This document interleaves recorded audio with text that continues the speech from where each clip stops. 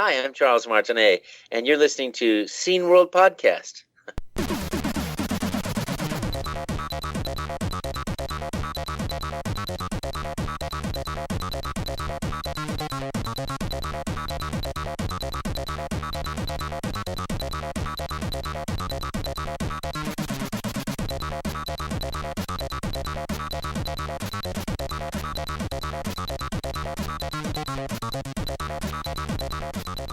It's the Scene World Podcast.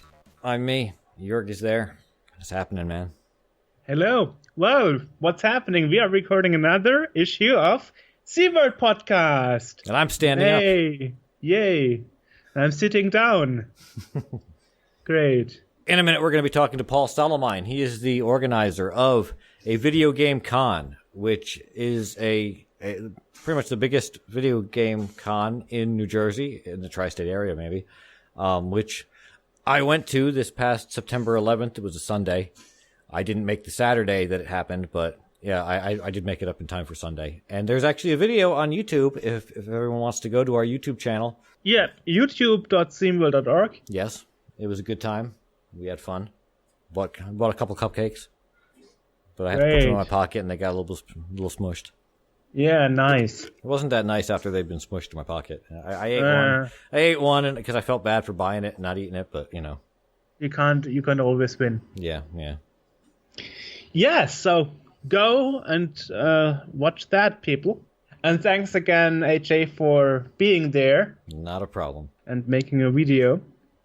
I was almost awake for it. Great. I want people to understand that I Saturday I had to DJ a wedding, so I did my Saturday DJing activities up until about 1 a.m. And then I left there, grabbed my stuff, and drove 400 miles to North Jersey to do this, and went basically straight to the con from there. So I was running on almost nothing. And you also did some DJing there and on your wedding and used some music from Verontel, right? Yes. Some stuff from Verontel. He put together special for the wedding, which was pretty awesome. Yeah, and if you don't know who he is, we did an interview with him and a podcast with him. If you don't know who he is and you're listening to this podcast, then you need to really check your values and your... That's true. He's an institution. Yeah. Definitely. He did RoboCop 3 and other nice music. Turbo Outrun and... Lemmings, yeah. You know. Afterburner. Yeah, the American version. Yeah, the good one. At least. Yeah, the good one. Yes. So, and next to that, we not also got only our YouTube channel, but we also got Instagram now. Mm-hmm. Hey. So, if you want to subscribe to our Instagram and follow us, where we announce what we do next, you know? Joerg might post some topless pictures.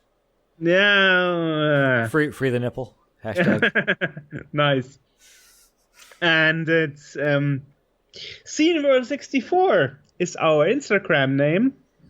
So follow us. We might follow back maybe if we are nice. Yeah. And post some interesting stuff there. So, and as I just posted there today, as we record this, I'm exporting the unboxing and review of the Defender of the Crown Extended Collector Edition. Woohoo! From Cinema Retro. That's something we announced a lot of times in our podcast, you know. Mm-hmm. Yes, we also indeed. Interviewed them. This is the special version that you got, the box you got just for the unboxing. Yes. Because you bought one and then they sent you one to unbox. Yes. Do you have to send that back? No. Okay. So you just got a free copy? Yeah. Oh, okay. Oh, that's cool. Nice, isn't it? Thank you, Sven. Very nice of you. There is news from Tarnkappa.info and Lars Sobirai, who we interviewed as our first guest. Yes. Posted that there will be a real Commodore back, and that means the C64 Reloaded will be back in a special version, not being limited to 500, by Jens Schoenfeld and he actually got the permission by the trademark holders to use it as a real Commodore brand anymore. So there will be C64 Reloaded again in December. Nice. And the Return magazine, the German magazine here for retro from Frank Erstling, actually announced that they will exclusively sell the new C64C cases because Jens Schoenfeld also bought the molds machines.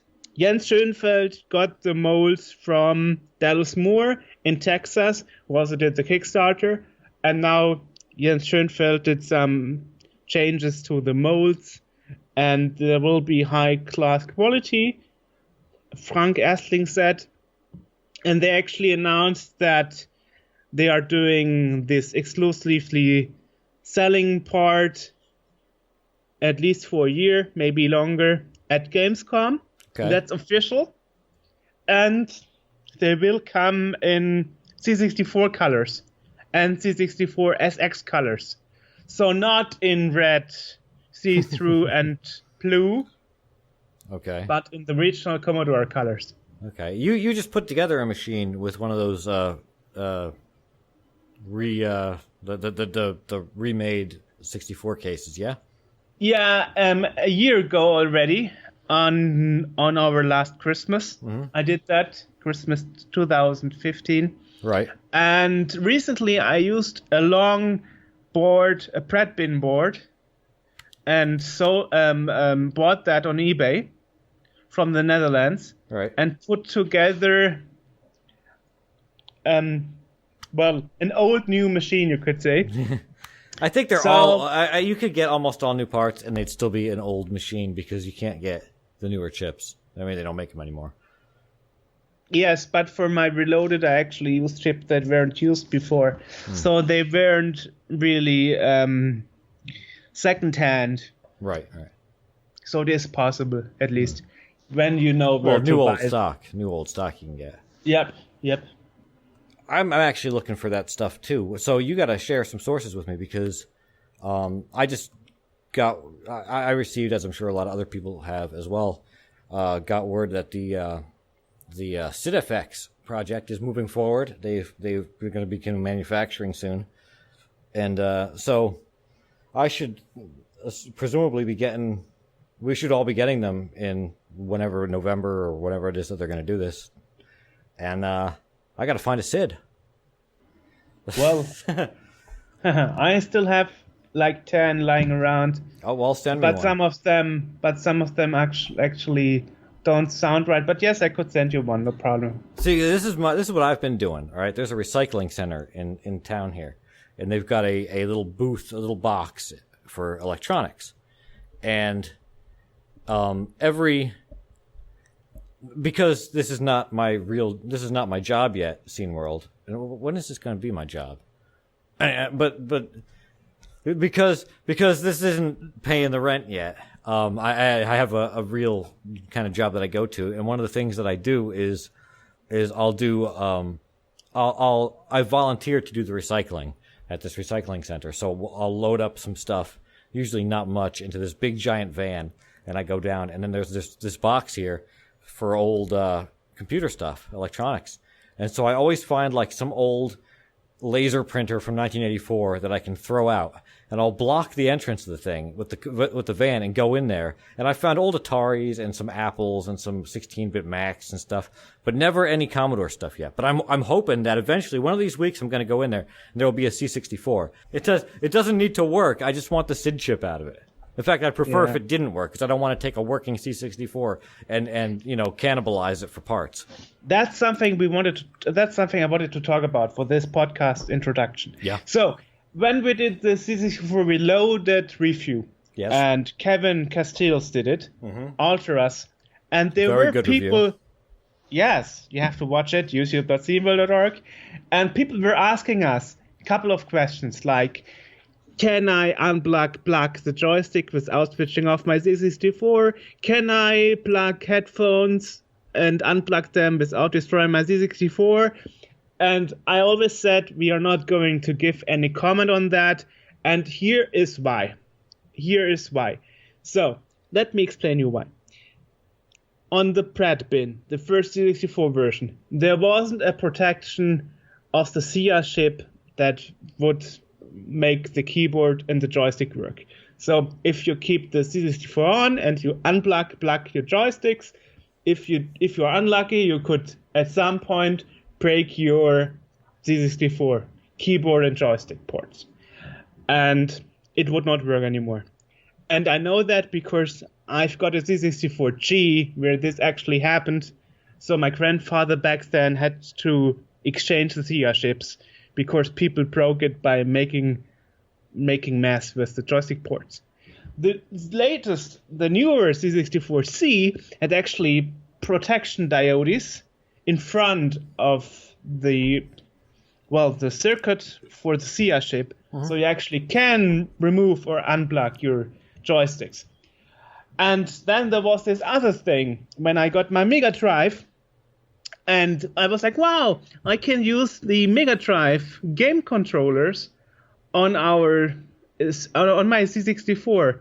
And then we had this internal discussion where Andrew Fisher, our staff member, said, no, don't do that, because there might be a chance that you actually fry your SIA chip, because on some occasions, if you're unlucky and press a certain combination by accident, you can actually fry your SIA chip. And he actually sent me an article about it and a schematic where you can solder an adapter to put in between the game controller and your C64 to avoid this overvoltage causing by the gamepad. And here's the thing, even AJ said it never happened to him, and well, you could be lucky and nothing happens. Still, I don't think any of that experimental stuff, should be covered or is covered by warranty. No. If you destroy your C64 Reloaded because you didn't switch off your machine, it's pretty much your problem, I think. And we will not say, oh yes, you can do all that stuff. You don't have to power it off. And then something dies and people tell us, but SteamWorld said, I can't do that. I mean, what's the point here?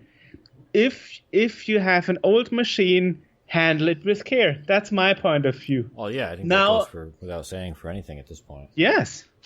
So, sorry guys, we will not make a statement on any of our YouTube videos where we answer questions like, can I avoid switching off my machines and plug the things? Yeah, now I had a 64C. That was my first 64, and I unplugged things from that all the time without turning it off. And I didn't use the Genesis controllers, the Mega Drive, but I used the actual original Sega Master System controllers. Same controllers, same problem. Yeah. But I never had a problem. They always worked. But something did go wrong because towards the end of the time that I had it, the sound went out, and I found out it was the fuse on the inside, but not before I ripped out the SID and all that.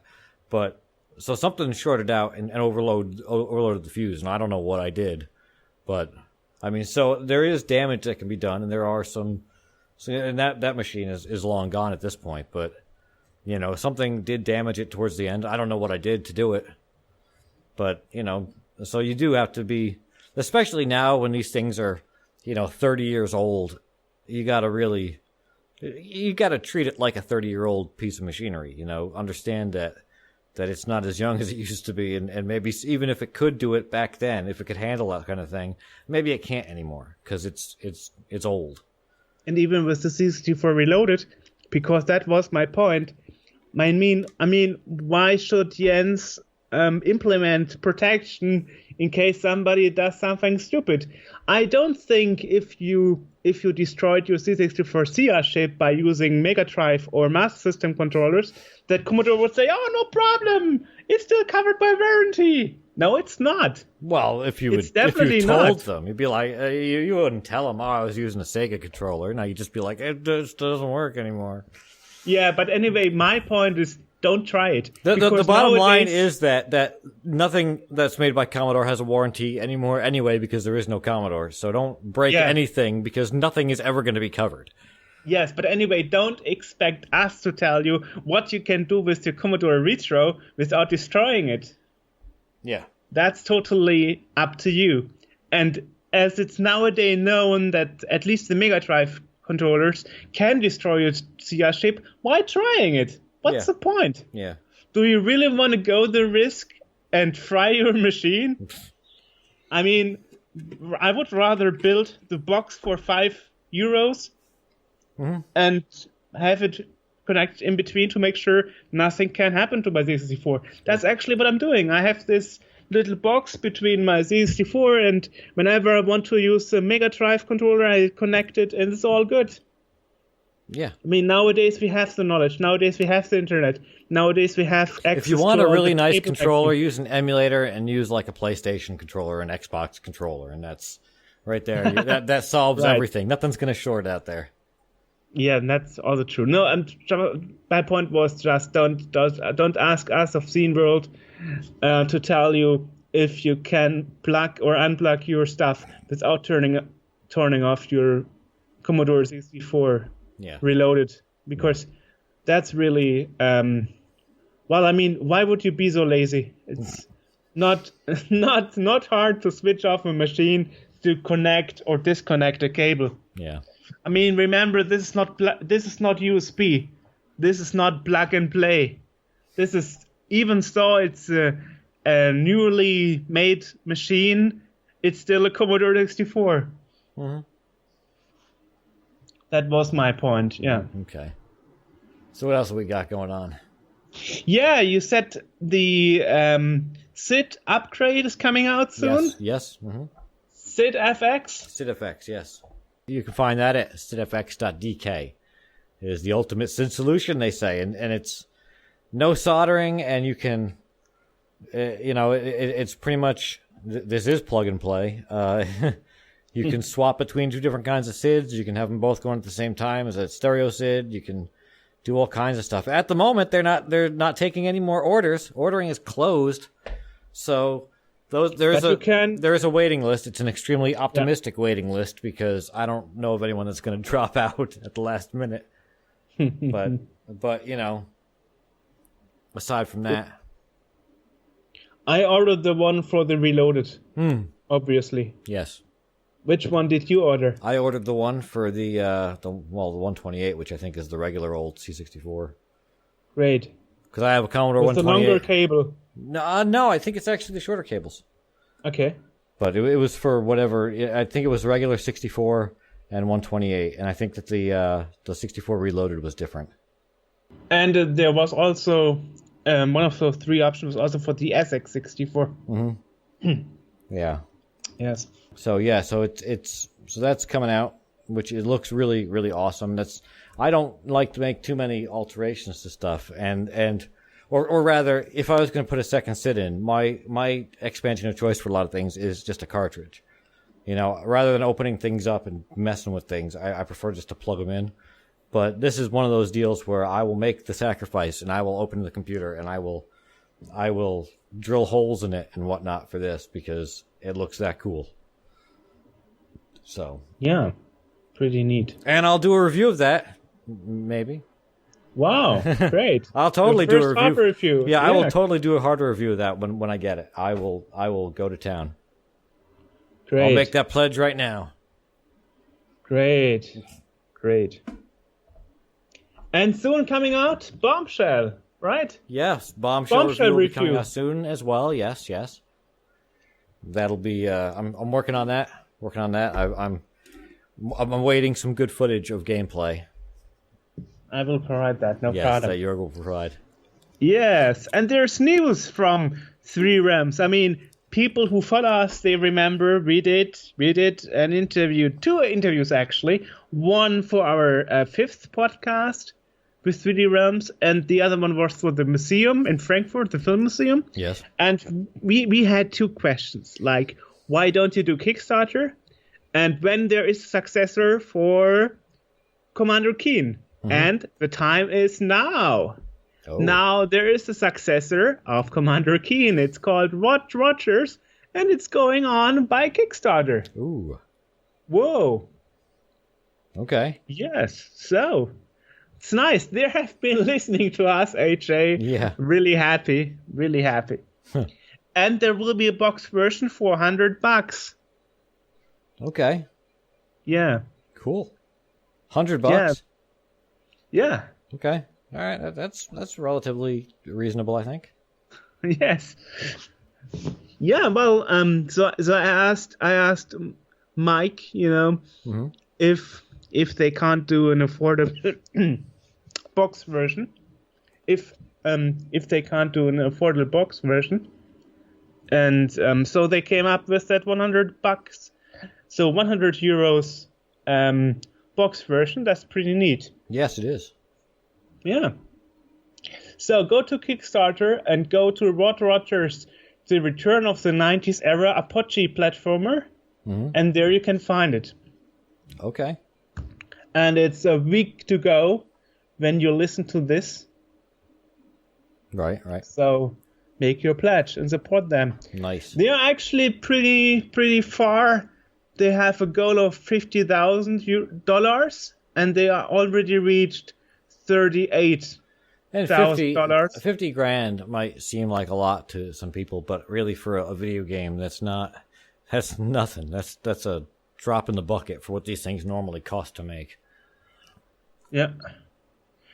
As we've learned through this podcast, because the longer we go along this, again, I always thought that a video game, it's two guys, or some guy drawing, some guy coding, and then you knock a game out. And now, no, they're multi-million-dollar affairs with hundreds of people and all this nonsense going on. They're almost like movie productions, really. So I mean, definitely. 50 grand for a game is not asking much at all. And Sir John, the voice actor of Duke Nukem, will also be there. Oh. And part of the game. Yes. Oh, there you go. Nice. Yeah. I want to make a quick plug for an online store that I've got this Commodore 128, and I've broken it out over the last I guess year or so, and it's in really nice condition. It's not yellowed or anything, and I've been trying to keep it that way because, as we all know, the sun is what yellows the plastic. So better to have a daughter.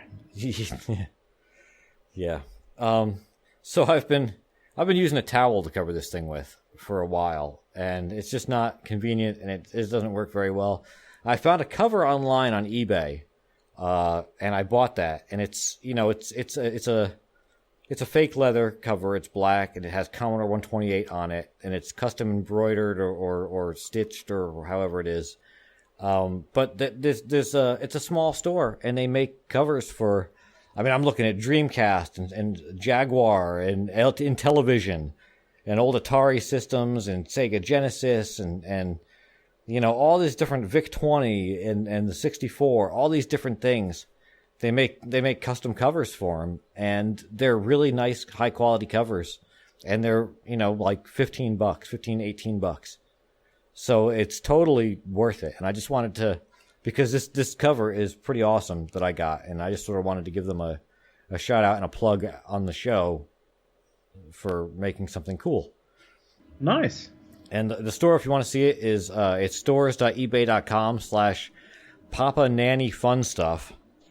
We'll put a link in the description underneath the podcast here, so you guys can go there and get a cover and support them because they're doing something cool and unique for this kind of scene that not too many people are really that into. So yeah. Yes. And I also want to let you know, guys, that actually the former community manager of Extra Life and Abled Gamers, Rick Heaton, is actually looking for a job again. Okay. Yeah. So he is an incredible guy, and he knows his job pretty well. And he has been a community guy, for a long, long time in the game industry. For example, for Warner Brothers games, He was Lord of the Rings Online. He did stuff for it, didn't he? Yes. And then- we talked to him in the podcast when he was community manager for Extra Life. Yes. So guys, if you have any job in the video game industry for a community manager, please let us know, and we will put it towards Rick so he can apply to you. Yes. Email us podcast@sceneworld.org, and we will gladly forward it to Rick. Mm-hmm. This guy needs a new job. I mean, he's He's really very good with kids, especially too. Yeah, fundraising, charity stuff. He's amazing with that. So I can't see him staying out of work too long, even without our help. But he's a friend of the show. Yet. Yeah, he's a friend of the show, and we like him. So absolutely. Yes, we should totally make this a regular thing, because first we had an announcement that Every month we try to find Rick a new job. Yeah, no, I mean, first we had 3D Rams looking for a graphic guy, AAA graphic. Uh-huh. Now we have Rick looking for a job. Scene World want ads. Yeah. So Paul Solomine, who is the organizer of a video game con, is waiting right over here. So let's pop over to him and get the podcast going. Today we are talking to Paul Solomine. Hello, Paul. Hey guys. Welcome to the show. Thanks for having me. So you organized a video game con, which the second year that it's happened was this year. Yeah, that's correct. But it is not just me. There is plenty of other people on the staff, for sure. But you are the main guy or something? I would say sure. I am most likely would be considered the main event organizer. Yeah, well, I mean, I should maybe tell how I heard about Video Game Con, because last year I was actually doing an interview, and as a part of that, it was a laptop put in an arcade, and then I spoke to Billy Mitchell, and then like, oh, well, there's somebody else. There's Richie Knuckles. Would you like to talk to him too? And I said, well, why not? And then he told me, oh yes, I'm on Twitch and I'm doing this show. And this show on Twitch that I saw at the Richie Knuckles Twitch channel was you, where you advertised a video game con. And were discussing if Billy Mitchell would attend, and if Richie Knuckles would support you with arcades and stuff. Yep, yeah, that was probably, thinking back, I'm going to say maybe April or March of 2015, something like that. And it was Richie Knuckles, his Twitch stream, and exactly. we were at his arcade, and we were just kind of discussing the details of the show. And he said if it hit the goal, he would come, in which he did keep his promise, and he did come. He was our guest for the first year. Yes.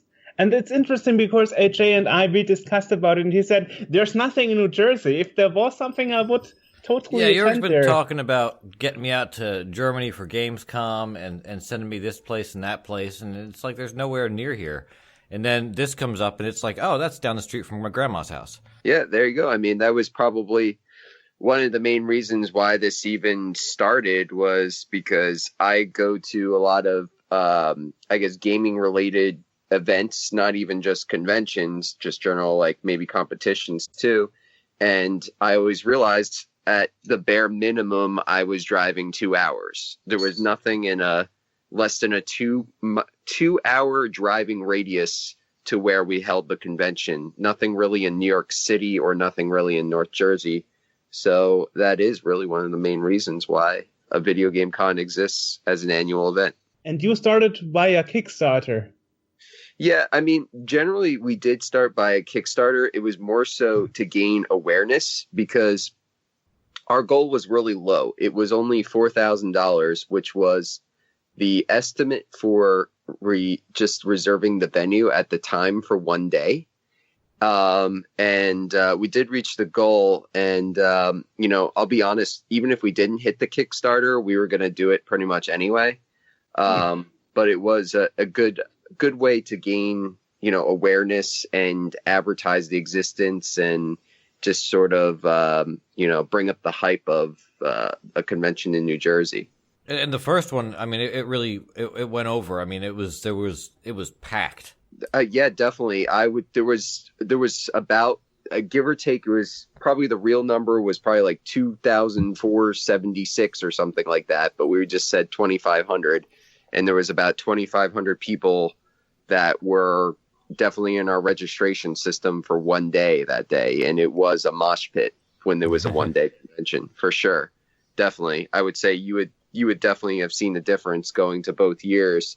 And this year it was 2 days, and it actually kind of worked out in our benefit because it was only about 100 more people, but spread over 2 days. So there was 2,600 people, but it was a split between Saturday and Sunday. And of course, there was the people who went to both days, weekend passes, and vendors, staff, guests, what have you, were of course there both days. So so this year pretty much it stacked up pretty well compared to last year. Yeah, I would say it was pretty much give or take equivalent. I think just the spread over 2 days and the ticket price pretty much evened it out.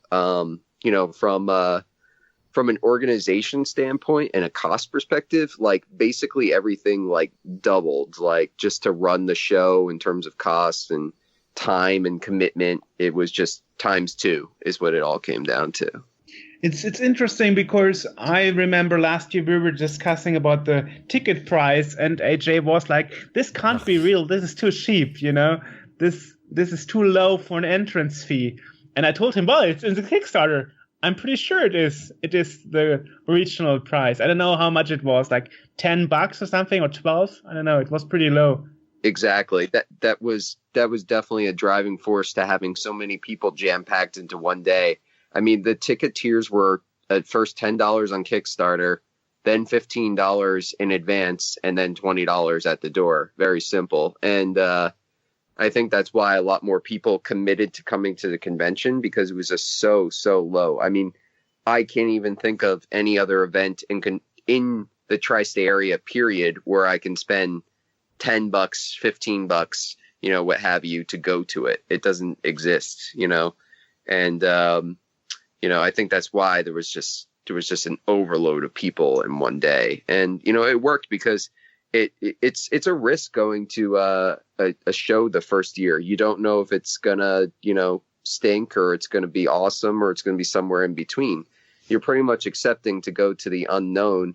And I think having a lower price gave people, they were less worried. It was less of a risk to say, it's whatever. It's $10, $15, $20 at the door. I might as well just check it out. And even if it sucks, it was only $15. So, I guess that was the thinking behind that. AJ, what did you think when you first entered the event? I think you were totally amazed about how many people and how much thing you had. We didn't know what to expect from the first year. When we came up to it, we weren't sure really what to expect. And when we drove up to it, and it was just the parking lot was full, and we ended up having to park down the street in a cul-de-sac somewhere and walk back to it. And my brother and I were just kind of. In fact, we did the video of it, and we're just sort of sitting there in the car going like, what is this? And then we went in, and it was, just full of people, and everyone was this is the first con I've ever gone to. So, so I didn't even know what to expect from that. And it was a really cool event, and it was fun. Well, thanks. I'm glad that you had a good time and a good experience, man. In the second year, we got, we came on Sunday, so it was a little bit more low key, I guess, than the first year. There were still a lot of people there, but it wasn't quite as manic as. But again, I didn't see Saturday, and Saturday, from what I've seen on YouTube, people are putting videos up, and Saturday looked pretty busy.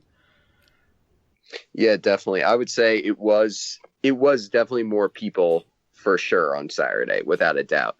I would say there was probably like 30% more people. I don't know the exact number, to be honest with you, without looking right now, but it was definitely more. And I think you did go a good day, because we had some additional guests that were on Sunday only, and we kind of wanted to even out the play field, so to speak, with James Rolfe, the Angry Video Game Nerd, and Terry Diebold bringing the PlayStation SNES CD prototype to the con. So I just missed James.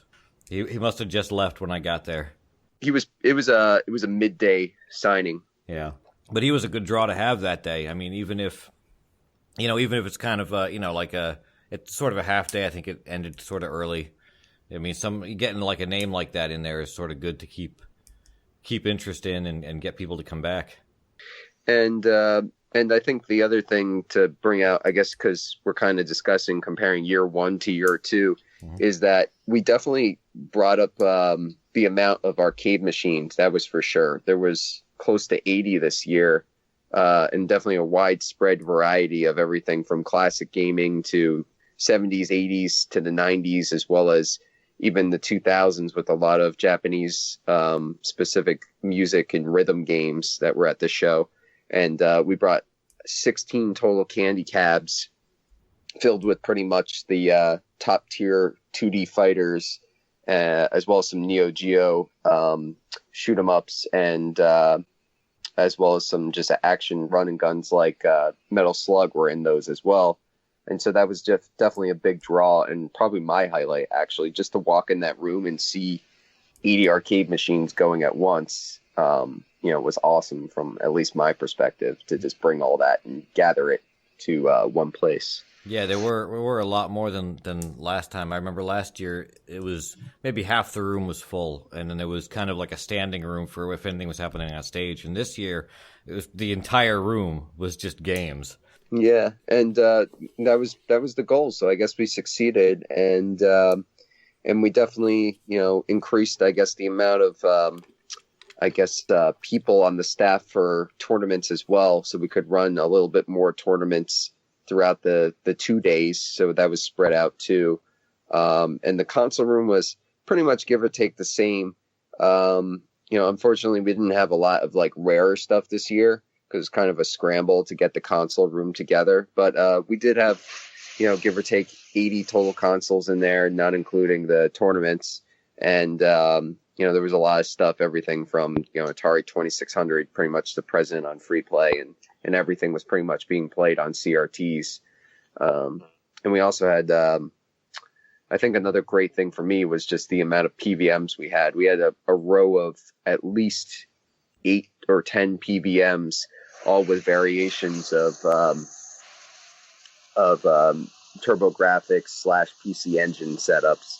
So there's pretty much everything from the Turbo Duo, the Duo R, to the Super Graphics, even just to the suitcase setup of the PC Engine. So there was a lot of cool stuff, that probably a lot of people didn't even know, existed, unless you're, like a hardcore collector or retro gamer or something like that. You would think like people that are just like coming, from a local New Jersey event, they're probably coming in and going, what is this? What is this PC Engine thing? You know what I mean?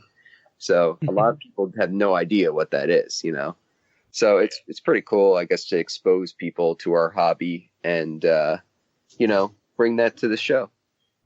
Yeah, it's actually interesting. I mean, we talk about that all the time. I mean, people out there that are not retro gamers and not in the scene, they don't know that still there's a community and still there's new stuff coming out, new hardware, new games.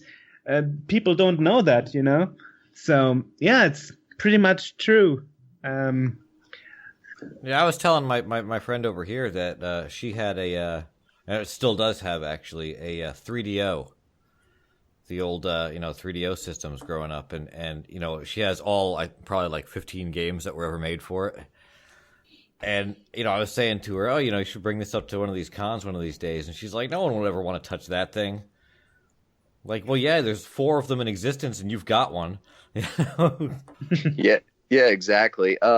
I think, we did have 3DO at the convention. We had the Samurai Showdown port playing, which is one of probably the best home port of it besides Neo Geo AES, obviously. So, like, that was pretty cool. I guarantee you people playing that had no idea what they were even touching. So. And I also wonder how difficult or how easy is it for you to put the program together and to get famous people like the Angry Video Game Nerd. I mean, that must be quite a challenge. We've been trying to get him for years, and we can't get him. That's actually true. Yes, we didn't get him yet. So I guess my answer to that is it's definitely not an easy task. It's a lot of time. It's a lot of commitment of just scheduling time. It's a lot of commitment of money. It's a lot of things that come to it. And I would say my estimate from the end of the 2015 show to the 2016 show, I would say I probably committed about 1,000 hours over a year to organize and create the show. And in terms of, to answer your question, to book some of these, I guess, some of the main people within our community, or, celebrities or YouTube personalities like Angry Video Game Nerd, it was a slow burn, because from one point it was just communicating with them, finding the contacts to just discuss with them, or even email them, or even talk on the phone. That was step one, just from networking. And then two, just even making the show worth their while. Like, for example, year one, to get these YouTubers to come out, where, they maybe have to set up a table or something like that, and also have the money to get them out there. We didn't have that for year one. So year two, we had a little bit more, I guess, ammo, so to speak, to do so. So it was just a fact of that. And I would say it was a 2-year email chain to talk to James to actually get him to come, because one, his schedule is pretty jam packed. He's pretty strict about his filming and editing and stuff like that, as far as I'm aware of. And I think that's one thing too. It's just like, does it work on the day? Is it a commitment? It was also very convenient for James, because as far as I know, he lives in the Philadelphia area, and he only came Sunday. So he basically just had to drive, Sunday morning, show up, do the meet and greet, and he could drive home and be at his house in time for dinner. You know what I mean? He didn't have to stay there the whole weekend. So that was another thing too. I made it, convenient for him, and I made sure everything was easy in terms of, coming out and stuff. So. Yeah, you are making a point here. I mean, people don't know how much effort it takes in the background to even get in contact with people and getting the contact data and so on. I mean, I remember I spent 10 years finding Chris Crick, who did some music and was the sound manager for Epics back in the day, and that took me 10 years, because he was so hard to find, and then it was so hard to catch him on the phone. I remember that. So so people don't know how much effort it is. And as I said, it took you an email chain of 2 years to sort things out. So. Oh yeah, definitely. And, it's just time. I think it all comes down to, with an event or organizing with people, it's communication, time, and money. Those are probably the three things that always come together to basically make this happen. And it's a whole lot of communication, it's a whole lot of time, and it's a whole lot of money is probably what it all comes down to. Well, I have the advantage. I'm in Germany. I can do the communication with USA after my work when I'm home, right before dinner or something. So let me ask you, did you do this? Did you do such an event planning or something before? I mean, what else did you do? I mean, I've never heard of you before a video game con. Yeah, to be honest with you, I do not have a background in event planning whatsoever. And in terms of being involved in the community, I was just like anybody else. I was pretty much a collector hiding in the shadows. I wasn't really present on, forums big time. I think, there's a few forums, of course, I post in, but like, I wasn't really big like on YouTube, all that kind of stuff, like social media and all that kind of things. But I was always a collector since I was able to hold a controller in my hand pretty much to give you background. But in terms of running the event, I have a background in project management. So I think it was just easy to apply aspects of project management to event management because it's basically the same thing. It's communication, time, and money. And that's what I do, I guess, for my day job or my career. So it was very transferable to it. And to be honest with you, probably that's the only plus that came out of my day job to from my experience to apply to it. And I guess it was just kind of like, it just sort of, I saw the opportunity because I go to a lot of conventions like we were speaking about before. And I just kind of researched it on my own, and it was just like an idea, and I always had the idea, and I kind of just forced myself to get off my butt and do it. That's all it came down to. I just felt like I had the contacts, I had the drive, and I had the, I guess, background in terms of pretty much running a startup, so to speak, or communicating to execute a project. I don't know if that makes sense, but I guess that's kind of my answer. Yeah, I mean, you're pretty good. I mean, I remember I was putting it on our Scene World Twitter that AJ is going to a video game con, and a few days later you were like retweeting it, and AJ was, oh my god, they retweeted it. So that really works. Yeah, and that's the other thing too. Like social media and like retweeting and all that. That's just something, like, even though, like I said, I didn't have like a big presence like within the community, I was always like most people, I guess, obsessed with social media, like Twitter, Instagram, and Facebook. And I actually do have a background in digital advertising, which is what I do project management for. So it kind of made sense that, I understand digital advertising, social media advertising, and I have a background in like some front end development. I'm not the best front end developer. I think my website looks like crap, to be honest with you, but like I was able to actually just do it. You know what I mean? And it was just more about getting information up there, and pretty much all the web stuff, all the social media and stuff like that. I mean, that's all me. I mean, no one else is running that stuff. And I guess that helped me as well. So essentially you're already working on next year. I mean, I'll be honest with you. The only thing that really happens between now and I would say January 1st, 2017 is just is kind of just like talking about it, networking really. And which is a big aspect of it for sure. And deciding on the date and then announcing the date. And, I can already tell you without a doubt, it's going to be at the same venue again for year 3. Believe it or not, we have not outgrown that venue yet, even though it's not the best venue in the world.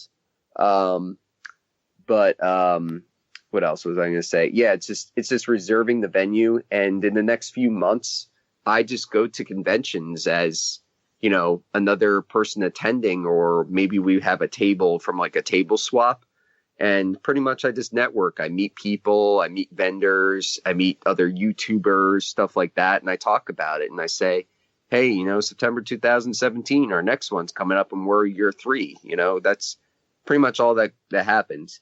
And then I would say maybe starting the beginning of January, I start selling tables and advertising online, and then it's just a repeat from there. Yeah, I think that the PAL is actually a pretty good venue for that. I think it works out pretty well. It's a good amount of space, and it's not, there's decent parking, and I thought it worked really well for the times that I've been there. Yeah, thanks, man. I appreciate the feedback. And,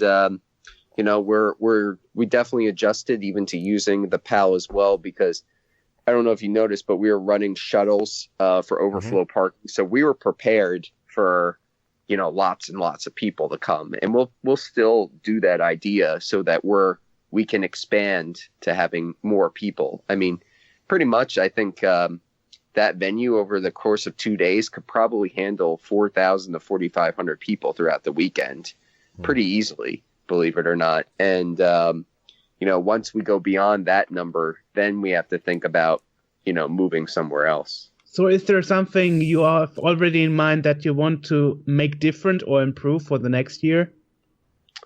The only thing that I came to the conclusion of already in terms of improving is that, because this is something, maybe not something that's really, attractive to someone going to the convention. This is more of like stuff going on in the background, because I'm always thinking about a budget.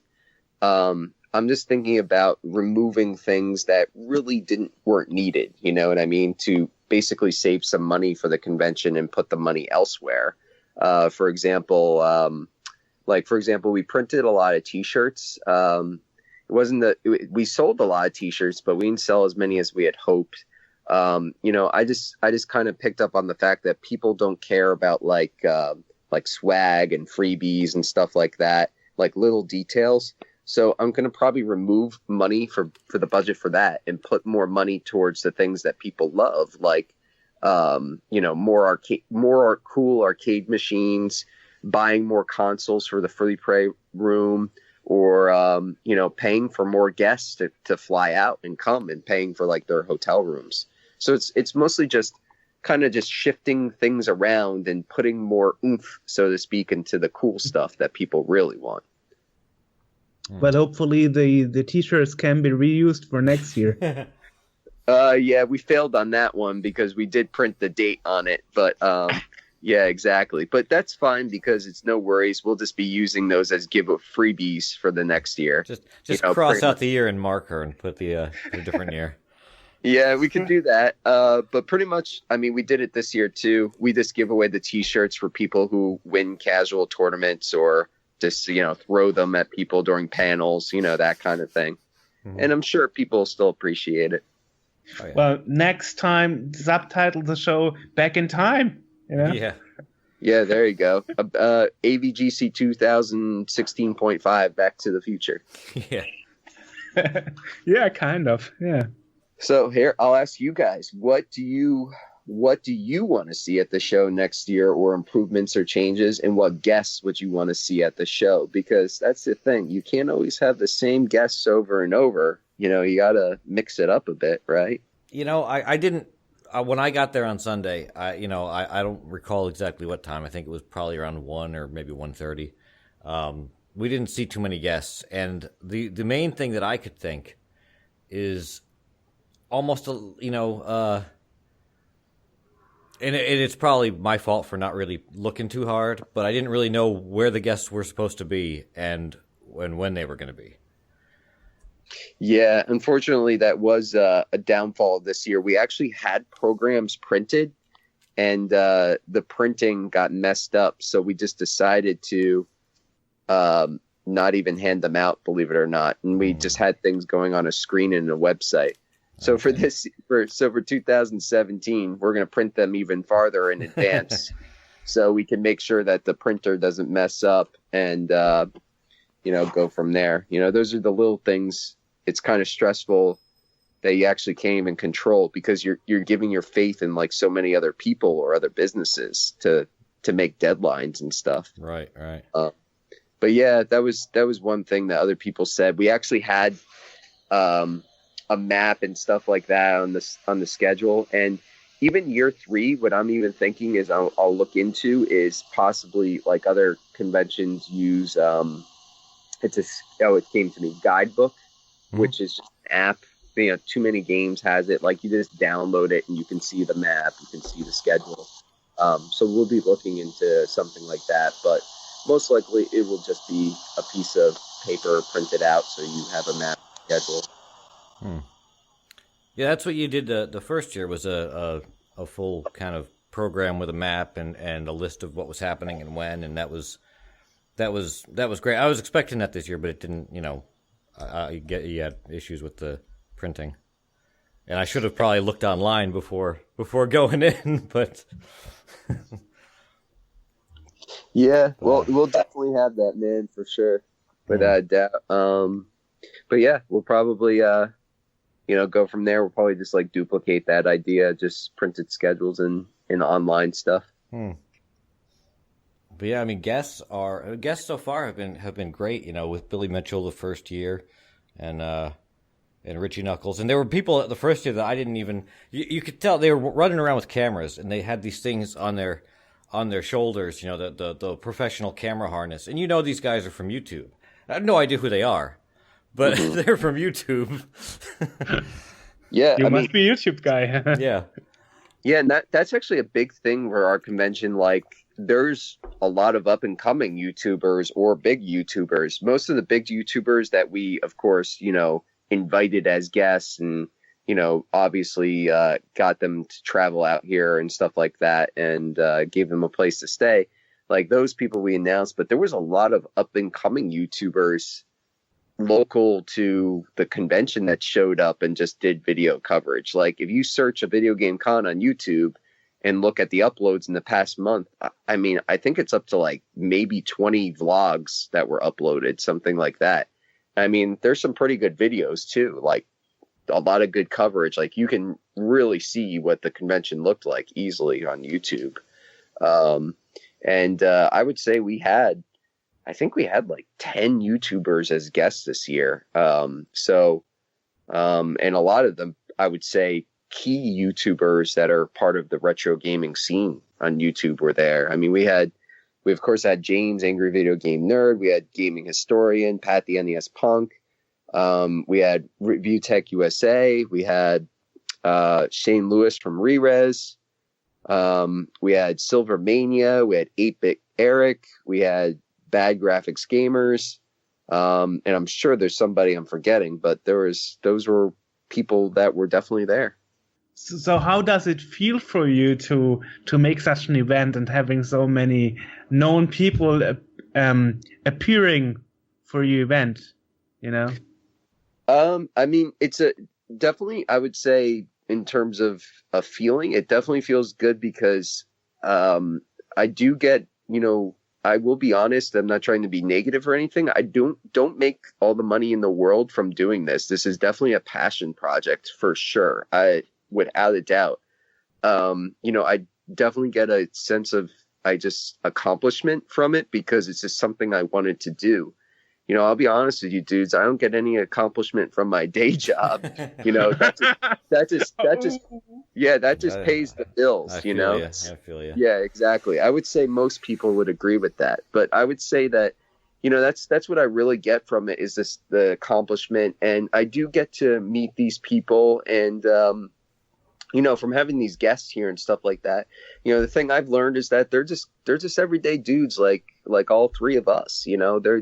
They just happen to be doing the YouTube thing, or they just fell into it, and then you get to just like network with everybody in the community, which is something I would be doing regardless if I didn't have the convention. So it's I do get a sense of accomplishment from it, and I get to hang out with everybody in retro gaming, I guess, which is cool. So there's my interviews. Mm-hmm. Yeah, there you go, and I get to talk to you guys. I don't know if I would call that a perk of this.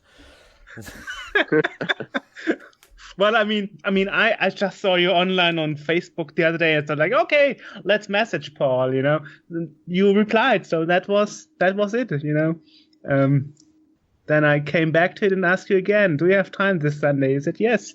So it was pretty straightforward, I have to say. Yeah. So, but as I said, you normally didn't do that. You normally didn't reach out so much before you did a video game con. So it must have changed your life a bit more outgoing, a bit more being a public person and a public face in a way. Yeah, I mean, I will be honest with you. I would say that definitely has happened. Like I guess nowadays, I'm open to it as well. I would say I would definitely, to respond to that, I more so was a person that kept to myself in terms of like the hobby, so to speak. But like I was saying before, but in my personal life, I was always a very outgoing person. And, I definitely wasn't an introvert. I was more of an extrovert. So I think like both worlds have sort of crossed over. You know what I mean? Like now, like whenever I go to like an event, like I'm always talking to people and and networking and stuff like that. So it has kind of changed in that aspect. And it's sort of like a PR thing, you know, like I just, like me, myself, I guess I represent the con as a whole, you know? So at this point, like, you know, any of my actions kind of reflect that, you know, it's kind of a weird thing to keep in mind nowadays. You know, it's just that there's the opinions of many people that impact an event. It's a very strange thing. And the thing that I've learned, it's actually kind of weird to even say this, is that when you run an event, it's impossible to make everybody happy. You know, there's always going to be both positive, negative, and constructive feedback that come to an event. And it's very, some of the feedback that you get, it is very strange. And, you know, there's some things that, I guess to answer to you, it did impact my life. And there's just some things that you have to like deal with like over time, because you're literally representing an entity and a business. So. Well, I can describe it a bit from my perspective. You know, sometimes there are days, you know, since I'm doing the Scene World and since we are doing this podcast and so on, suddenly you have things like, wow, missed call from Denmark. Who was that again? Oh, somebody from a game label, you know, vice president. I didn't even remember that. So, and suddenly people add me on LinkedIn that I talked to on some event some years ago, and I even didn't remember. So, yeah, so suddenly people know me, you know, and I guess it's a similar feeling for you, you know. Suddenly they're saying, oh, this is Paul Solomine, you know, he's this guy who does this event in New Jersey, you know. Yeah, and to be honest, I guess there's pros and cons to everything, you know. So I guess there is that aspect, yes. And you know, some days I feel like I would like to, you know, pretty much my Facebook is no longer my personal Facebook. It's kind of like the inbox for a video game con now. I guess that's a good thing to say. Like nothing I talk about on Facebook is like, hey, are we going to the movies this weekend? It's always about the convention. So there you go. That's something that happened. Like basically my online communication or entity is nothing about like personal life of, hey, you know, me and my girlfriend are going here. It's more about Paul, when's the arcade machines being delivered? Paul, when are you guys setting up the table at Retro World Expo in Connecticut? You know, stuff like that. But it's, you know, it's cool. It's cool. That's exactly what I meant. Yes, totally matching my experience, you know. I mean, hey, who would have thought that suddenly I'm friends with people like Walter Day?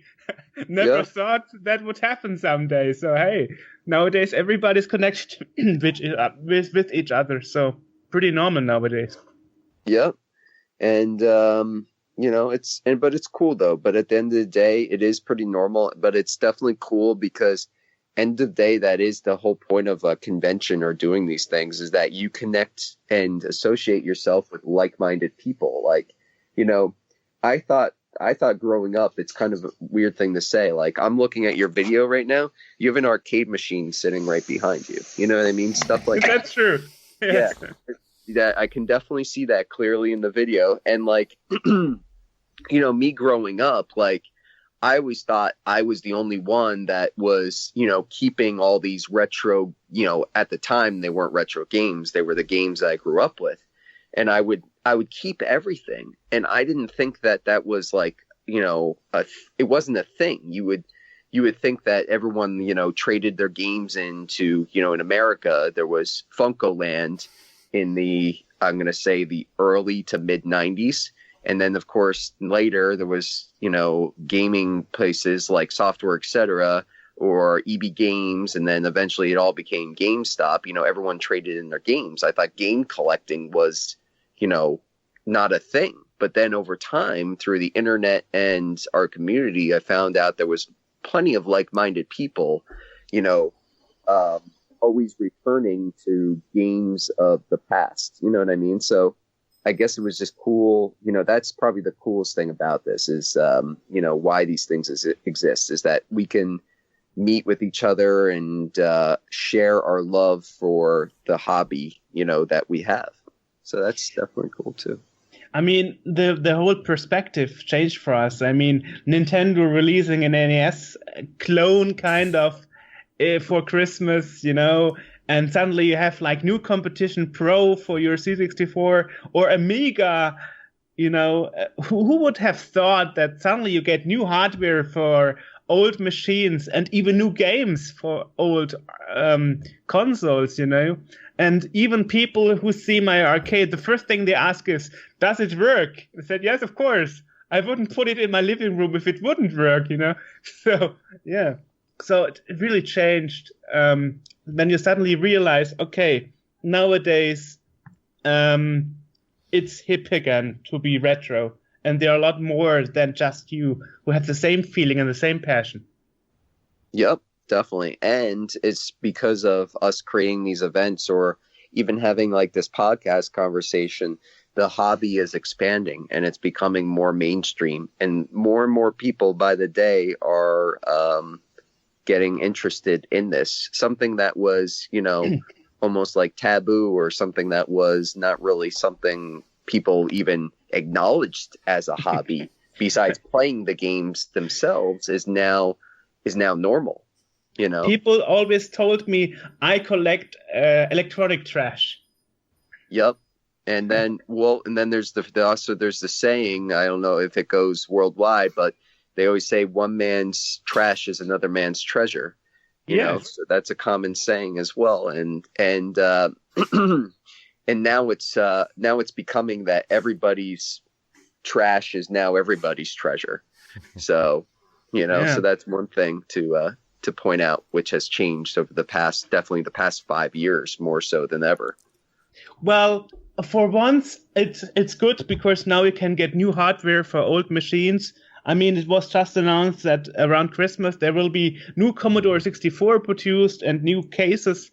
Well, that's a good thing. On the other hand, you have a lot of people who find old stuff on their attic and now they are thinking it's worth millions on eBay, you know? That's another problem. Yeah. You know? Yeah, that is another problem too. But, you know, when something becomes popular and, you know, awareness of the hobby, it's supply and demand and, you know, and perception of things too. But I think all those people eventually get reality checks when they go to sell their Commodore 64 games and their VIC-20, you know, on eBay, and they put it up for $3,000 and then no one buys it, you know, then they get the reality check. But, you know, I guess it's just like anything. The biggest thing I compare this to is comic books. Is it always existed for a long period of time, but then there's highs and lows throughout the hobby. Maybe it's super popular one year, or maybe it just kind of goes in the background again another year. But there was always something that will reignite the passion or the interest, you know, whether it be, you know, re-releasing a NES for the holidays or, you know, or putting out a superhero movie with the Avengers 2 comes out or something like that. You know, something will eventually bring it back or bring the reality check in or something, so to speak. I guess that's what I'm trying to get to, is that anything that was retro becomes modern again. So yeah. And I have to say, one of the things I always find hilarious is when you have a Game Boy game on eBay and everybody writes it's rare and you can buy it like from 50 places. Like, okay, not really very rare, you know? Or that phone calls with sellers who sell you something broken and they tell you, oh, I thought you just have it to showcased in your home. I'm like, no, I want to play with that stuff, you know? So you can't sell me a broken console or a broken game. It's not working. Mm-hmm. Yeah, well, that's a downfall of eBay itself, I think. And I guess also this is good to have such conventions because normally you know those people and normally you know what you are getting for your money, hopefully, at least. Oh yeah, definitely. That is a big factor of conventions too, is that if you're buying a physical item, you get to actually see the item in person. People complain or they comment on prices of things all the time, but if you're in person and the item is right there, you have the opportunity to inspect it, you have the opportunity to test it, you have the opportunity to hold it, and you have the opportunity to make the deal because money talks, and discuss the pricing as itself. You might go to a convention table and you might see a copy of Little Samson listed for $1,500, but then you can look on eBay and see that it's selling for probably $1,050, let's say. And then you can argue with the person and say, hey, this is worth $1,050, even though you have the sticker on it that says $1,500 or something like that.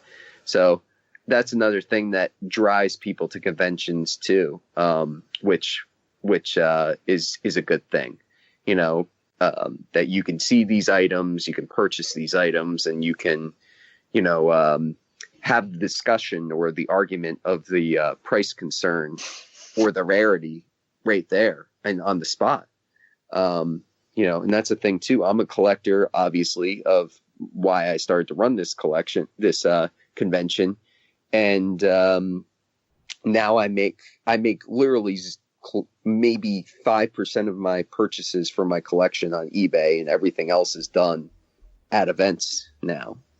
So what is your console of choice for collecting? What's your the one that you grew up with? The one I definitely grew up with, and which is the answer probably for the majority of retro gamers or nostalgic wise, would probably be NES, with Sega Genesis coming in second, because that was probably the order of, I guess, systems that I received growing up. But my collection is definitely not focused whatsoever. I definitely consider myself an eclectic collector, because I literally collect a little bit for every single system. And I mostly focus on system exclusives, as well as games that are, probably within, the top 50 best games, not in terms of value, but in terms of playability for the system. Interesting. Yeah. So basically to, I guess, answer that, I'm not the guy that's going for a complete NES set, or I'm not the guy that's going for, every single PS Vita game, but I'll definitely collect, something like that. And, I'm also very thrifty in terms of prices too. I definitely won't go out and just buy something for the sake of seeing it. I'll hunt for the best possible price or the best possible deal before I commit to spending money. So that was actually my next question, because I have some friends who pay anything for something they want, and are like, you're crazy, this is too expensive. Like, but maybe you don't get it like in 5 years. I'm like, then I rather don't have it than paying an ridiculous price for it. So that's a good choice there, but it's all put into perspective. I'm less of a purist. I like the old games, and the way I always looked at it is that I don't even think of it as retro gaming. If a game is good, it's a good game. It doesn't matter how old it is. So I don't care if I'm playing it on an actual machine or on an emulator. One of the best things that ever happened, in my opinion, is an emulator, because I can use like an Xbox controller to play Super Mario Brothers. That's just something you can't get with a original console.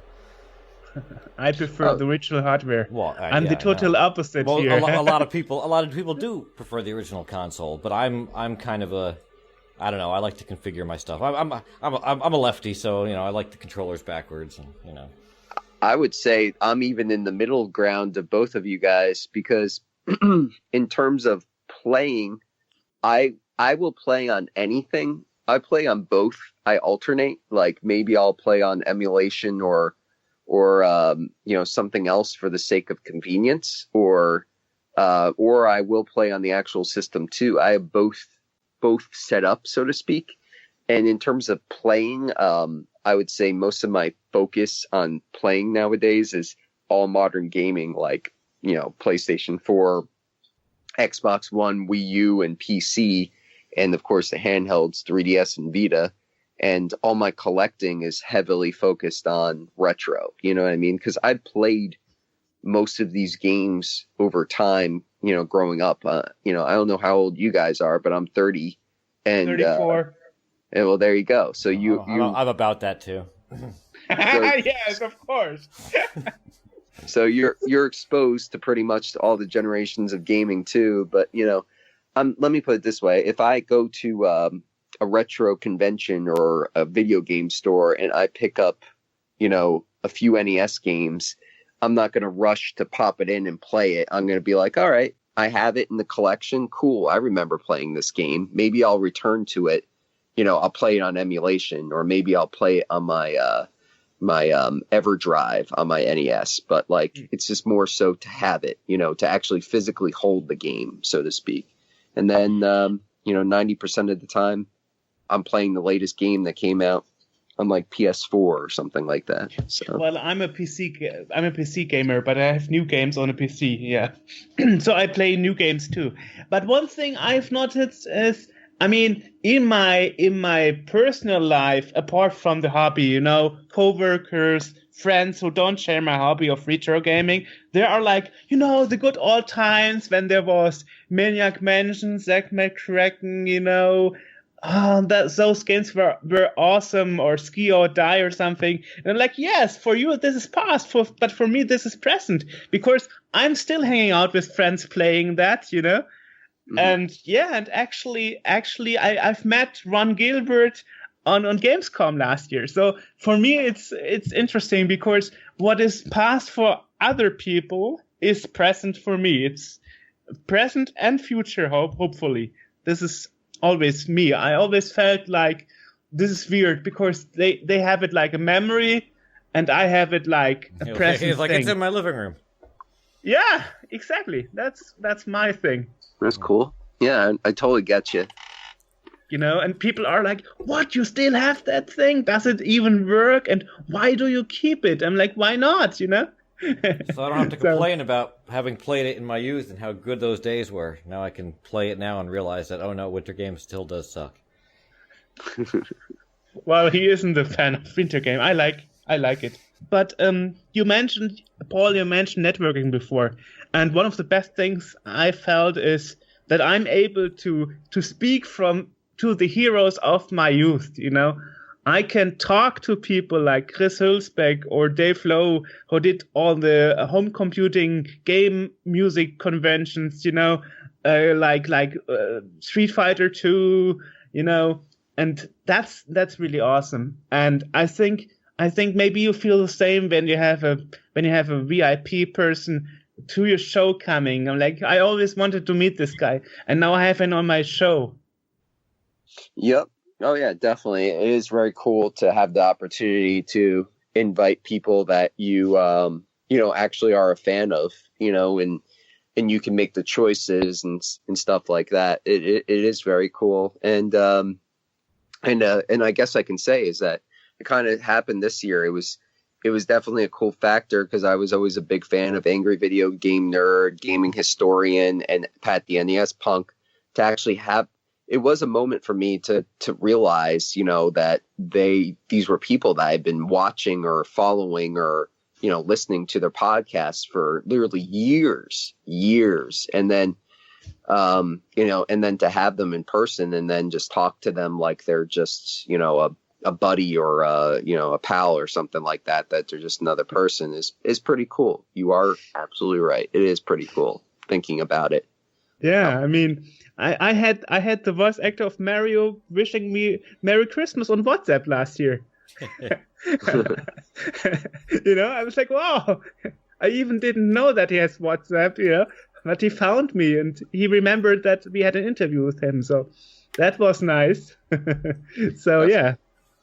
Definitely cool. Maybe this year, even to think out loud, maybe it's more of a focus on, there will be the focus on YouTubers and, like we did last year, the heroes of classic gaming, so to speak. Maybe this year I can focus more on the creators that you mentioned, those who actually made the games, that'd be awesome. Or maybe even people who voice the characters, like voice actors and stuff like that. Well, I can help you there if you like. I have some connections to some people. Well, there you go. Then there's the place to start. See, you said it there. There's networking. It continues even right now. Yeah, but sure. I mean, if I can help you to get some creators, no problem. I mean, I'm still in touch with them, so no problem. Tell me who you would like, and I will see who I can get for you. He'll hunt them down like a dog. There you go. Yeah, I mean, Paul. I think Paul already recognized that because, as I said earlier, he was online. I was totally jumping on Paul, So Can't go on Facebook for 3 seconds without Joerg messaging me. kind of, yeah. Yeah, I mean, we thought about inviting you earlier, Paul. So we thought it would be a perfect moment to have you now. All right. Well, thank you for having me. Great. Let me finish it up with another with one quick question.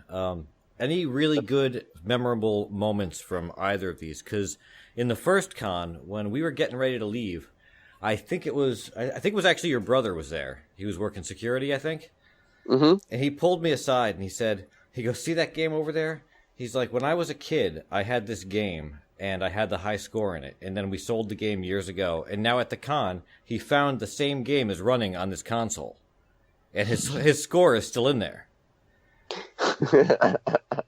Yeah, because you know what? Most of those games, I think he thought that maybe we sold it, but I just had it. And I had brought, like, the first year, most of those cartridges, I would say the first year, 90% of the things in the free play area was my collection. And, it wasn't it was my collection available for everyone to play. So those were our carts that we grew up on. So, and most of the battery, it was probably a Nintendo 64 game because most of the batteries in the Nintendo 64 games, are still good and they still do have the saves from, 1996, 1997, what have you. So it is pretty crazy, but that's a good memory to point out. That's pretty cool. But a thing that comes to my mind, I would say is there's not one that stands out. I'll be honest with you. It's just kind of a combination. I would say it was just the moment of, opening the doors. I would say the first time, the first year, and then seeing people line up and it was just like all coming together that like something I had planned for so long was actually happening and people were, hyped about it. And just to see that line before we opened the doors at 10 a.m. on Saturday was a pretty memorable moment because the line just went, it seemed like it just kept going and it ended up going into the woods surrounding the building. And so probably that's the moment for me is that, it was the realization that I created something and, it was literally about to go down and then it happened, Well, you really created something awesome from what I heard, from what AJ said, Yeah, well, thanks, guys. I appreciate it. And I'm glad you guys had a good time. And,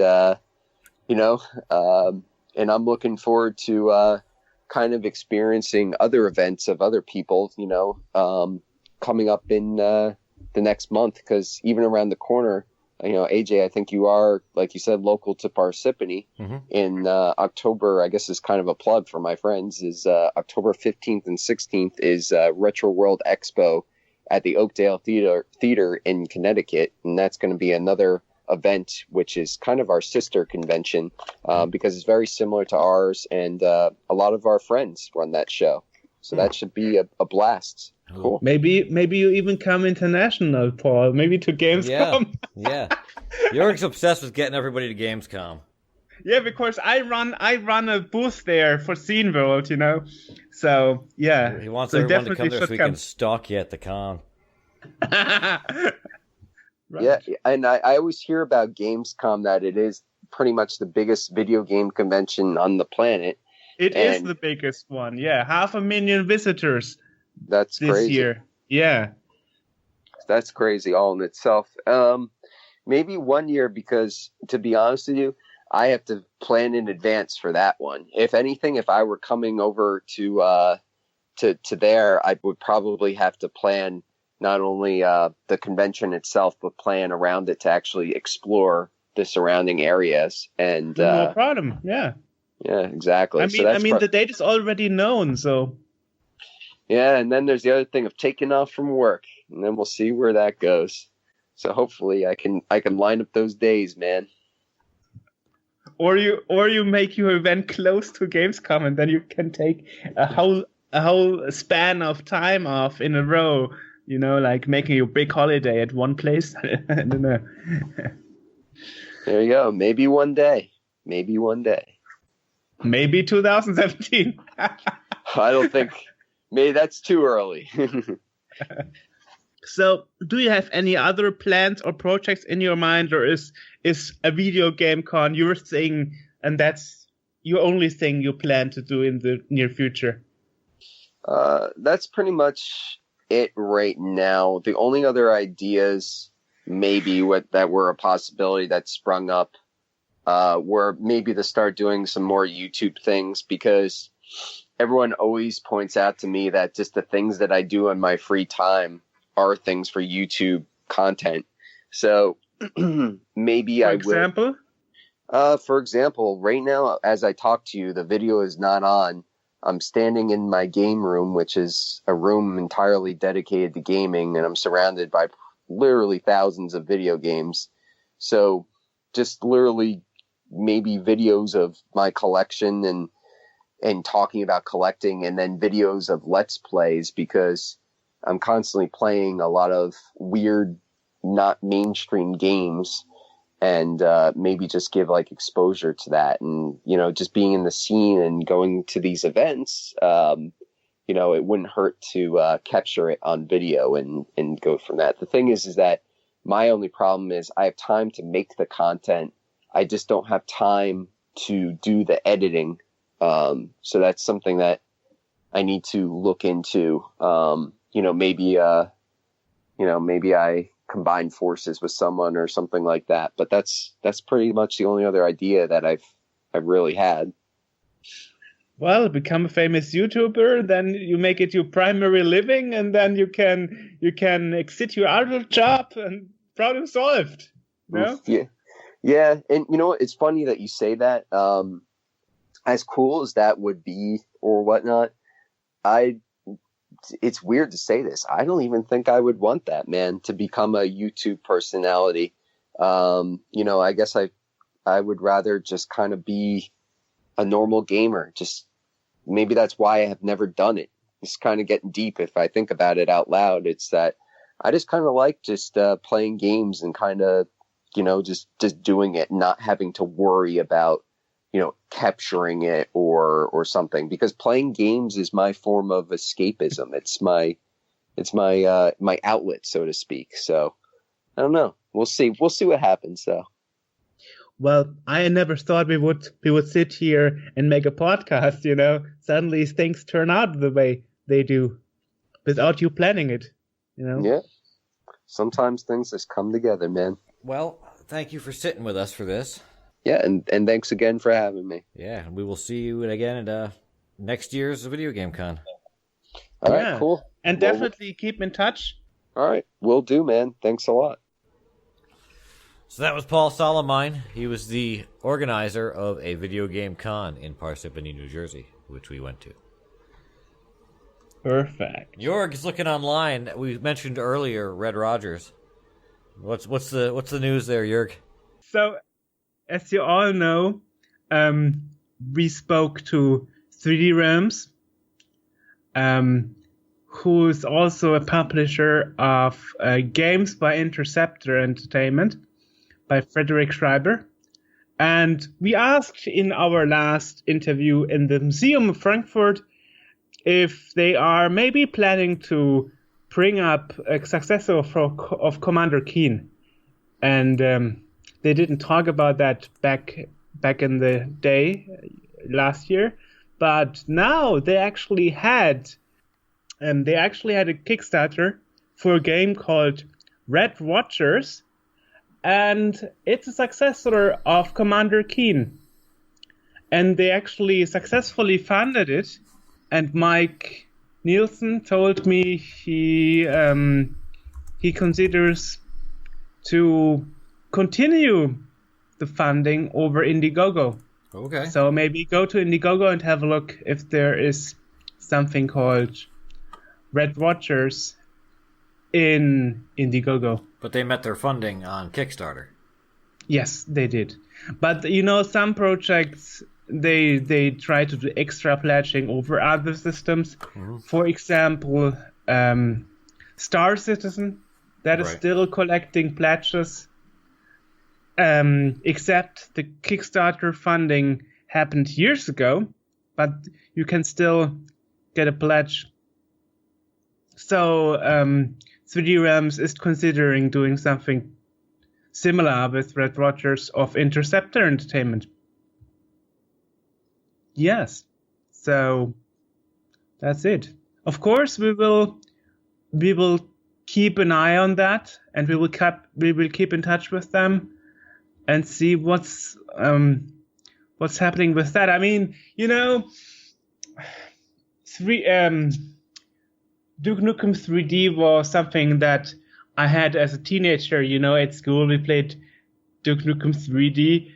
Despite it was for 18 plus, we still did it in a secret moment when the teachers didn't watch after school lessons or into school breaks, Yeah. But before that, when I was a child, like 8, 9, 10, 11, 12, then I actually had the pleasure to play Commander Keen.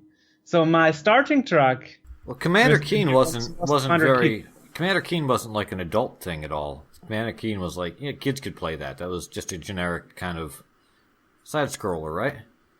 Yes. A jump and run in the space in the first part, and then the second part it would be in the woods of magic trees. Right. So for me, the second part of Commander Keen in the woods was totally fun, It was entertaining, You would love it as a kid as much as you would love the Sesame Street, Yeah.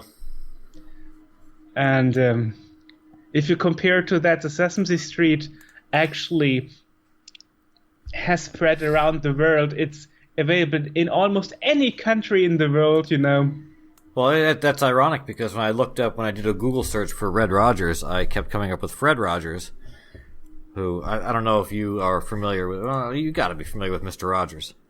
Mr. Rogers' Neighborhood? Not really. What? No. What? Oh. I thought Mr. Rogers was pretty universal. Not everything is universal. But Sesame Street is universal. Yeah. Definitely. For example, in Brazil it's called Villa Sesame, Okay. So it's not a street Ah. in Brazil. I just also heard that Fraggle Rock will be coming back to HBO. Okay. I don't know if Fraggle Rock is another Jim Henson thing with the Muppets and all that stuff, and it was a big 80s thing. I have to admit, I totally disliked the Muppet Show.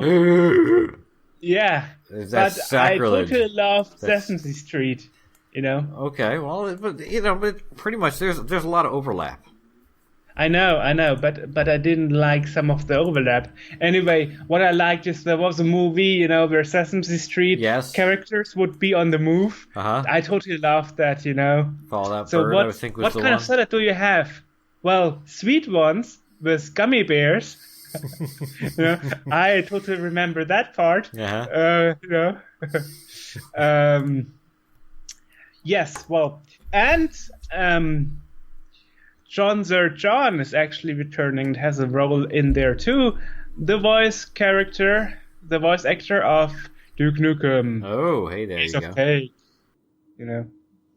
that's about it. So, Video Game Con, you can find out about that at www.avideogamecon.com. You can also find them on Facebook and and Twitter and other places. We will put links to all this in the podcast description so you can check it out. You know where to find us. It's sceneworld.org for more things and more stuff. You can also go to youtube.sceneworld.org. Yes. And new videos that we're putting up daily. Yes. And Instagram. Oh, yeah. Our newest thing, Instagram.com/sceneworld64. Mm-hmm. And we also should mention that we are on iTunes with our podcast, and we saw there are no reviews yet. Yeah, if you're an iTunes listener, and there are a few because we can see that there are some popular ones, please leave us a review, because even if it's a bad review, it's cool. We don't mind. Try it. Try us. Well, hopefully you like what you listen to. So and if not, then tell us what to improve. Yeah. So until next time, I'm AJ. He's Joerg. Yes. We'll see you later. So, see you.